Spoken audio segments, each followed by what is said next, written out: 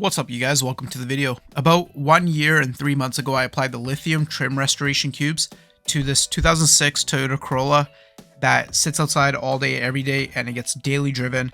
And since the application process, it's been about 30,000 kilometers now, and it's gone through several car washes. Here you see me applying it, and I'll link this video up in the description in case anyone wants to see it. So now let's see how it's doing after all that time. Stay tuned. Alrighty, so here it is, 1 year and 3 months after. The car has not been washed yet, so keep that in mind. But the trim cowl, as you can see, as I pan over, you can kind of see that it's, I can definitely see the line there. You can clearly see that, so that's pretty impressive. At the time of this recording, we still had a little bit of salt on the vehicle as well because it hasn't been washed, so it sits outside in Canadian winters. But now let me get the car cleaned up and let me show you what it's going to look like once it's all washed.